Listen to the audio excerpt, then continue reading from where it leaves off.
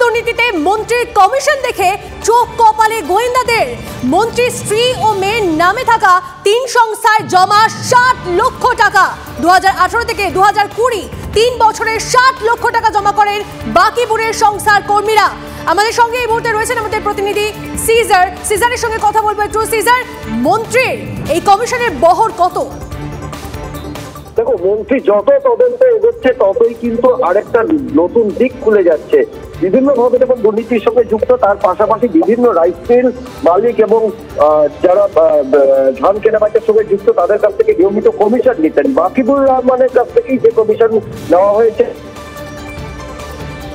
স্ত্রী এবং মন্ত্রী মেয়ে যে 3টি কোম্পানির সঙ্গে যুক্ত ছিলেন, সেই গ্রেসিয়াস এবং হনুমান ইনফ্রাকন, সেখানে 2018 থেকে 2020 সালের মধ্যে 60 লক্ষ টাকা জমা পড়েছে এবং টাকার উৎস গোপন রাখবার জন্য বাকিবুর রহমানের কর্মীদের নামে জমা করা হয়েছে। অর্থাৎ বাকিবুর রহমানের কর্মীরা এই কোম্পানির বিভিন্ন অ্যাকাউন্টে এই টাকা জমা করেছে।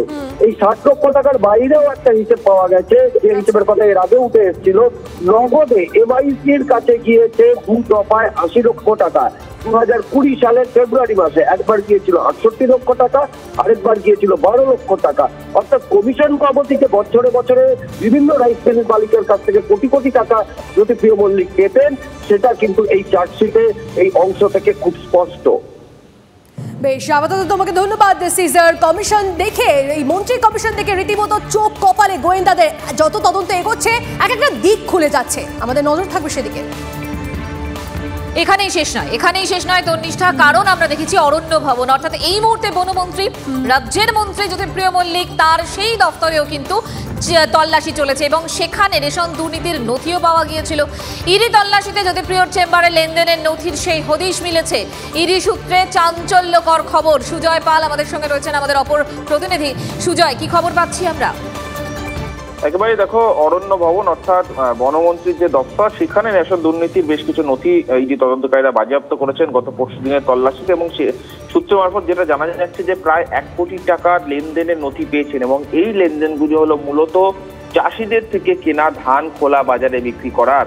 এবং সেই খোলা বাজারে চাষিদের থেকে যে 1 কোটি টাকা মূল্যের ধান বিক্রি করা হচ্ছে, সেই লেনদেনের সঙ্গে জ্যোতিপ্রিয় মল্লিকের যোগ থাকার সম্ভাবনা জোরালো। তার কারণ তার চেম্বারে থাকা আলমারি, সেই আলমারি থেকে তদন্তকারীরা সেই সংক্রান্ত নথি বাজেয়াপ্ত করেছেন।